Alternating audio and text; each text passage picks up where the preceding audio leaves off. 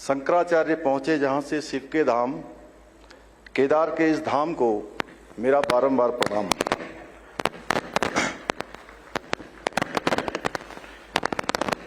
मंच पर उपस्थित विश्व के सर्वाधिक लोकप्रिय नेता एवं हमारे देश के यशस्वी प्रधानमंत्री आदरणीय नरेंद्र मोदी जी, महामहिम राज्यपाल लेफ्टिनेंट जनरल सेवानिवृत्त गुरमीत सिंह जी, क्षेत्र के माननीय सांसद व पूर्व मुख्यमंत्री आदरणीय तीरथ सिंह रावत जी, मेरे मंत्रिमंडल के सहयोगी आदरणीय डॉक्टर हरक सिंह रावत जी, आदरणीय डॉक्टर धन सिंह रावत जी, आदरणीय स्वामी यतीश्वरानंद जी, भारतीय जनता पार्टी के प्रदेश अध्यक्ष आदरणीय मदन कौशिक जी एवं कार्यक्रम में उपस्थित सभी आचार्यगण, कार्यक्रम में उपस्थित महामंडलेश्वर निरंजनी अखाड़ा स्वामी कैलासानंद जी, आचार्य महामंडलेश्वर स्वामी बालकानंद जी गिरी जी महाराज, स्वामी चिदानंद जी महाराज,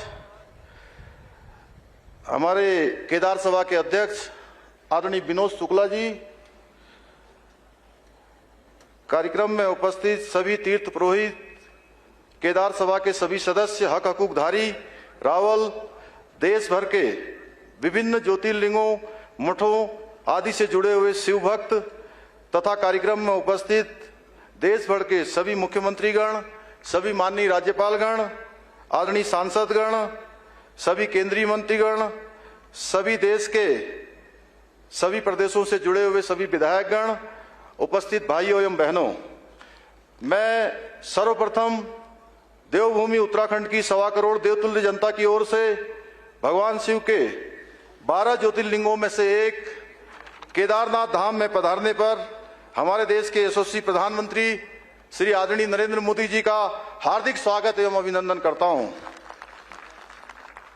हमारे शास्त्रों में केदारपुरी की महिमा का वर्णन करते हुए कहा गया है, महाद्री पार्श्वे च तटे रमंतम संपूज्यमानम सततम मुनिंद्रे सुरासुरे यक्ष महोर गाधे केदार मिसम शिव में मीणे।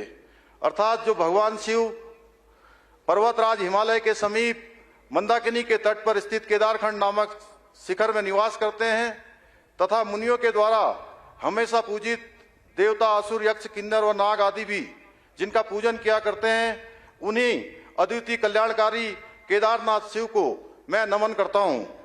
हम सभी जानते हैं कि आदरणीय प्रधानमंत्री जी का हिमालय तथा यहाँ के स्थित मंदिरों से विशेष लगाव रहा है। चाहे कैलाश मानसरोवर की यात्रा हो अथवा केदारपुरी में तप एवं ध्यान साधना हो, यहाँ की भूमि से आपने सदैव एवं एक असीम आध्यात्मिक दिव्य ऊर्जा प्राप्त की है, जिसने आपको निरंतर भारतवर्ष के समग्र कल्याण रहने की शक्ति प्रदान की है। गरुड़ चट्टी में आपके द्वारा की गई साधना को कौन भूल सकता है, जब आप प्रतिदिन गरुड़ चट्टी से भगवान के दर्शन के लिए मंदिर आते थे। आज यहाँ माननीय प्रधानमंत्री जी द्वारा आदि गुरु शंकराचार्य जी की पुनः निर्मित समाधि एवं उनकी भव्य तथा दिव्य प्रतिमा को राष्ट्र को समर्पित किया गया है। हिंदू धर्म संस्कृति में आदि गुरु शंकराचार्य जी को कौन नहीं जानता। वे भारत की राष्ट्रीय एवं आध्यात्मिक चेतना के सूत्रधार थे। कलयुग में वे भगवान शंकर के साक्षात अवतार थे। उन्होंने हिंदू धर्म संस्कृति के प्रचार प्रसार के साथ जगन्नाथपुरी, द्वारिकापुरी, रामेश्वरम एवं बद्रीनाथ के रूप में 4 मठों की स्थापना कर पूर्व से पश्चिम तक, उत्तर से दक्षिण तक भारतवर्ष को आध्यात्मिक, धार्मिक व सामाजिक एकता के एक सूत्र में पिरोने का काम किया था। भारत की गौरवशाली संस्कृति, परंपराओं, वेदों एवं उपनिषदों के असीम ज्ञान के संरक्षण एवं संवर्धन का श्रेय किसी को जाता है तो आदि गुरु शंकराचार्य जी को जाता है। उनकी इसी महान परंपरा को आगे बढ़ाने का कार्य जो सैकड़ों वर्षों में नहीं हो पाया, हमारे देश के यशस्वी प्रधानमंत्री आदरणीय नरेंद्र मोदी जी के नेतृत्व में हो रहा है। जहां आदि गुरु शंकराचार्य जी ने केदारनाथ मंदिर का जीर्णोद्धार कराया था, वहीं केदारनाथ धाम में ही अल्प आयु में देह त्याग कर मोक्ष की भी प्राप्ति की थी। इतनी कम आयु में इतने महान कार्य आदि गुरु शंकराचार्य जी कर सकते थे। 2013 की जब भीषण आपदा यहां आई थी, उस समय का दृश्य आप सब लोगों ने देखा था, आप सब उसको जानते हैं। आज उनकी समाधि भी पूर्ण रूप से इस आपदा में क्षतिग्रस्त हो गई थी। आज उनकी समाधि का पुनर्निर्माण और उनकी दिव्य प्रतिमा की स्थापना संपूर्ण देश की ओर से आदि गुरु शंकराचार्य जी को भावपूर्ण श्रद्धांजलि है। सदियों पश्चात हो रहे इस महान कार्य के लिए आज संपूर्ण देश आदरणीय प्रधानमंत्री जी को अपना साधुवाद प्रेषित कर रहा है। श्री केदारनाथ धाम के पुनर्निर्माण एवं आदि गुरु शंकराचार्य जी की समाधि की पुनः स्थापना के लिए आदि गुरु जैसी ही जिजीविषा, संकल्प और धैर्य की आवश्यकता थी, जो माननीय प्रधानमंत्री जी के रूप में आज हमारे सामने परिलक्षित हो रही है। आज का दिन भारतीय संस्कृति एवं सनातन धर्म के इतिहास में स्वर्ण अक्षरों में लिखा जाएगा। आज भी मुझे 2013 की जो भयानक त्रासदी का दौर है वो याद है, जब आप गुजरात के मुख्यमंत्री थे। आपने सर्वप्रथम उत्तराखंड की सहायता के लिए और केदारपुरी के पुनर्निर्माण के लिए आप आगे आए थे, आपने हाथ बढ़ाया था। कहा जाता है कि भगवान को भक्त से अधिक कोई प्रिय नहीं होता है। यह भगवान शिव का ही आशीर्वाद है कि उन्होंने अपने परम भक्त को अपने धाम के पुनर्निर्माण के कार्य के लिए चुना है।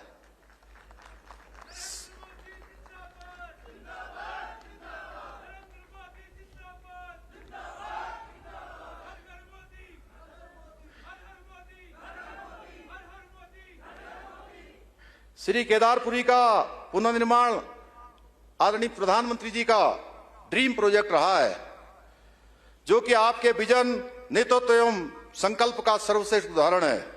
ये बाबा केदार और देवभूमि के प्रति आपका विशेष अनुराग ही है, जिसके कारण से पिछले 5 वर्षों में सैकड़ों करोड़ रुपए के पुनर्निर्माण के कार्य केदारनाथ में हुए हैं।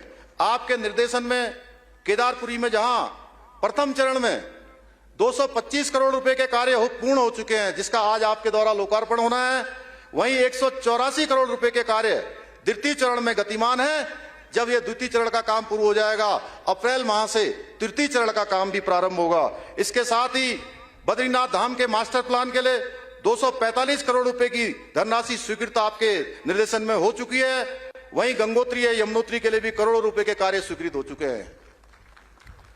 यह इस बात का प्रमाण है कि हमारे प्रधानमंत्री जी जो कहते हैं, जो सोचते हैं, वही अंतर्गोत्वा करते हैं।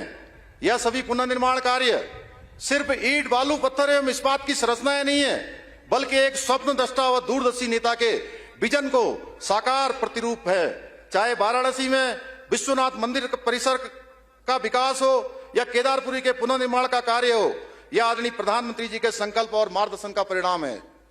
आदरणीय प्रधानमंत्री जी के नेतृत्व में आज भारत एक भारतीय संस्कृति का मान सम्मान एवं स्वाभिमान संपूर्ण विश्व के अंदर बढ़ रहा है तथा भारत विश्व गुरु के पद पर पुनः आरूढ़ होने के लिए तैयार हो रहा है।